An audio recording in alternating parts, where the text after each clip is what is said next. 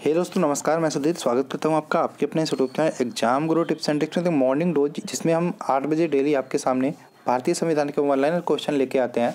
और शायद ये आपके लास्ट से पहले का एक वीडियो है, और लास्ट वीडियो जो होगा उसमें हम अनुसूचियों के बारे में बात करेंगे, आर्टिकल्स के बारे में बात करेंगे, कौन कौन से स्रोत किस देश के संविधान से लिए गए हैं, तो ये सारी चीज़ें के बारे में बात करें। तो 9वां वीडियो है, तो ध्यान से आज का ये लास्ट वीडियो होगा भारतीय संविधान का, उसके बाद एक वीडियो और बनेगा, ठीक है। तो ऑनलाइन क्वेश्चन सारे होते हैं, चाय के साथ पढ़ाई 8 बजे आपके सामने डेली लाइव आता है, ठीक है। आपसे चाहेंगे कि जो आप चैनल पर नए हैं तो चैनल को सबसे पहला काम सब्सक्राइब कर लें, और जो भी आपके दोस्त फ्रेंड्स रिलेटिव्स तैयारी करते हैं उनके साथ इस वीडियो को शेयर जरूर करें, ठीक है। आशा आप वीडियो को लाइक भी करेंगे देखने के बाद, अगर जो पसंद आए तो, ठीक है। चलिए शुरू करते हैं। तो बात करें उच्चतम न्यायालय को, ये देखिए 2 क्वेश्चन ये हो चुके थे। उच्चतम न्यायालय भारतीय संविधान के अंतिम व्याख्याता है, मतलब सर्वोच्च होता है उच्चतम न्यायालय का जो भी आदेश होता है। नेक्स्ट, पंचायती व्यवस्था में महिलाओं को 1/3 आरक्षण प्रदान किया गया। ये लास्ट वीडियो में हमने ये दोनों क्वेश्चन के बारे में बात कर लिया था। नेक्स्ट आते हैं प्रेस की स्वतंत्रता। आर्टिकल 19 के अनुसार प्रेस स्वतंत्र है, मतलब कुछ भी ये कर सकता है। प्रेस की स्वतंत्रता आर्टिकल 29 पर प्राप्त होती है के तहत वाक एवं अभिव्यक्ति की स्वतंत्रता का अधिकार भी सम्मिलित है, ठीक है। ये अभिव्यक्ति की स्वतंत्रता की बात करें, इसी का सब फायदा उठाते हैं हमारे देश में। ये थोड़ा सा इसमें कुछ चेंज करने का अभी भी टाइम है, अभी भी हम चेंज कर सकते हैं, बहुत सारी चीज़ें हैं। तो प्रेस की स्वतंत्रता आर्टिकल 19 के तहत वाक एवं बोलने एवं अभिव्यक्ति की स्वतंत्रता का अधिकार भी इसमें सम्मिलित है।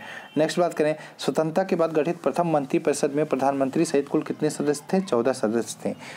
अब तक कुल 7 बार उप प्रधानमंत्री के पद को सृजित किया जा चुका। अभी करंट में बात करें कोई उप प्रधानमंत्री नहीं है। हम उप प्रधानमंत्री की बात करें तो हमारे भारतीय संविधान में उप प्रधानमंत्री के पद के बारे में कोई व्याख्या नहीं की गई, इसलिए उप प्रधानमंत्री का पद बार बार नहीं सृजित किया जाता, जरूरत पड़ने पर यह किया जाता है। तो अब तक कुल 7 बार उप प्रधानमंत्री का पद सृजित किया गया है, ठीक है। आपको कमेंट करके बताना है भारत के पहले उप प्रधानमंत्री कौन थे, ठीक है। नेक्स्ट, अध्यक्षात्मक शासन का उदय कहाँ से हुआ था? संयुक्त राज्य अमेरिका में हुआ था अध्यक्षात्मक शासन का उदय। नेक्स्ट, भारतीय संविधान का 7वां तथा 31वां संविधान संशोधन लोकसभा सदस्यों की संख्या में वृद्धि से संबंधित है। कौन सा? 7वां तथा 31वां संविधान संशोधन लोकसभा के सदस्यों की संख्या में वृद्धि से संबंधित है। नेक्स्ट क्वेश्चन, लोकसभा में अनुसूचित जनजातियों के लिए सर्वाधिक 6 सीटें मध्य प्रदेश में आरक्षित है। ध्यान रखिएगा, अनुसूचित जनजातियों यानी कि एसटी की बात हो रही है।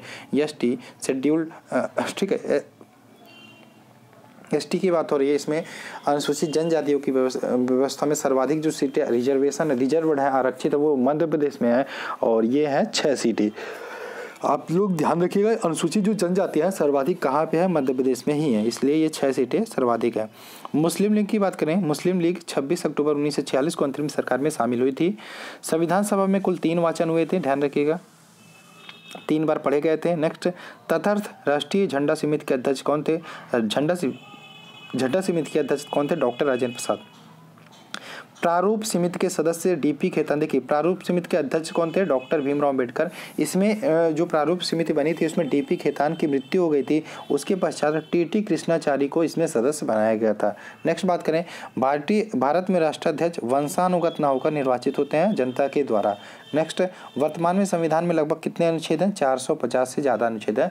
मूल संविधान में पूछेगा तो 395 अनुच्छेद थे, ठीक है, इसको ध्यान रखिएगा।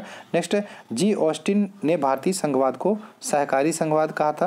भारतीय संविधान में संघात्मक का प्रमुख लक्षण क्या है? केंद्र व राज्यों के मध्य शक्ति का विभाजन। संघात्मक का प्रमुख लक्षण केंद्र व राज्यों के मध्य शक्ति का विभाजन किया गया है कि कौन कौन सी चीज़ें, कौन कौन से पावर, कौन कौन से चीज़ों में हस्तक्षेप करने का अधिकार केंद्र को है, कौन कौन सी चीज़ों में हस्तक्षेप करने का अधिकार आपके राज्य को है, ठीक है। नेक्स्ट, मूल संविधान में राज्यों को 4 वर्गों में विभाजित किया गया था, क ख ग घ, ठीक है। नेक्स्ट बात करें, संसद सदस्यों की योग्यताएं जन प्रतिनिधित्व आधार 1951 के द्वारा निर्धारित की जाती हैं। सारी चीज़ें संविधान में लिखी गई हैं, ठीक है।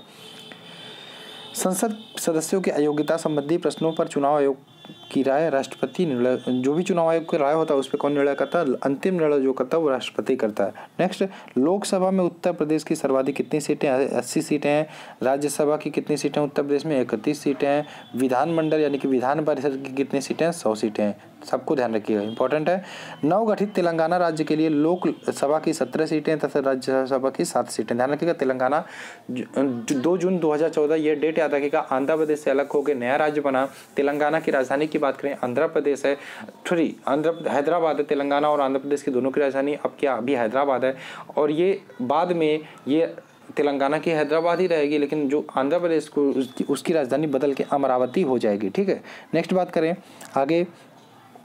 संसद को राज्य सूची के विषय पर कानून बनाने का अधिकार राष्ट्रीय हित में आर्टिकल 249 के आधार पर प्राप्त है। ठीक है, आगे चलते हैं। आम व्ययों के दुरुपयोग को संसद के समक्ष कौन प्रस्तुत करता? लोक लेखा समिति। ध्यान रखिएगा, जो भी धन बजट खर्च होता है या फिर आता है उसकी जानकारी लोक लेखा समिति के पास होती है, वो सारी चीज़ों को देखता रहता है। ठीक है, और किसके समक्ष प्रस्तुत करता है? संसद के समक्ष प्रस्तुत करता है। नेक्स्ट, प्राक्कलन समिति संसद की सबसे बड़ी अस्थायी समिति होती है, ये भी ध्यान रखिएगा। नेक्स्ट क्वेश्चन आते हैं, छठी अनुसूची में बात करें। असम, मेघालय, त्रिपुरा तथा मिजोरम राज्यों के जनजातीय क्षेत्रों के प्रशासन से संबंधित है। अभी नेक्स्ट वीडियो जो हमारा होगा उसमें हम पूरा अनुसूची के बारे में बात करेंगे, 12 अनुसूची में क्या क्या की चीज़ें, कौन कौन सी चीज़ें हैं। ठीक है, तो छठी अनुसूची किससे संबंधित है? असम, मेघालय, त्रिपुरा, मिजोरम राज्यों के जनजातीय क्षेत्रों के प्रशासन से संबंधित है। नेक्स्ट है, राज्यपाल को अध्यादेश जारी करने का अधिकार किस आर्टिकल के तहत प्राप्त है? तो आर्टिकल यानी कि अनुच्छेद 213 के तहत यह अधिकार प्राप्त है कि राज्यपाल भी अध्यादेश जारी कर सकता है। नेक्स्ट, राज्य मंत्रिपरिषद में मंत्रियों की कुल संख्या विधानसभा के कुल सदस्यों की संख्या का कितनी % हो सकती है? तो मान लीजिए 100 विधानसभा सदस्य है तो उसमें 15 हो सकते हैं मैक्सिमम, तो 15% ये सदस्यों की संख्या हो सकती है मंत्रिमंडल में। नेक्स्ट, राज्यपाल को मृत्युदंड को छोड़कर राष्ट्रपति के समान ही देखिए, राज्यपाल अगर जो मान लीजिए किसी को मृत्युदंड प्राप्त हो गया, अगर जो राष्ट्रपति के पास जाता है तो राष्ट्रपति क्षमा दे सकता है, लेकिन राज्यपाल क्षमा नहीं दे सकता। लेकिन अगर जो कोई और अपराध है तो उसमें राज्यपाल भी राष्ट्रपति के समान ही क्षमादान की शक्ति रखता है। नेक्स्ट, सबसे छोटी विधानसभा तथा केंद्र शासित प्रदेश कौन सी है? पुडुचेरी है। ठीक है, इसमें 30 सीटें हैं। विधानसभा तथा केंद्र शासित प्रदेश पुडुचेरी है। ठीक है, विधानसभा तो पूछ ही रहा है लेकिन साथ में केंद्र शासित प्रदेश भी पूछ रहा है, पुडुचेरी है।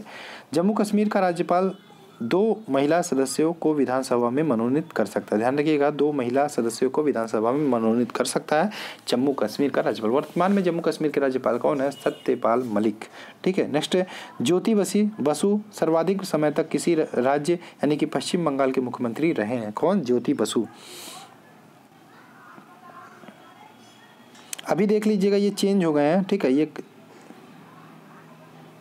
ये आप लोग कमेंट करके बताइएगा कौन है। ठीक है, अभी ये जल्दी जल्दी चेंज हुए हैं।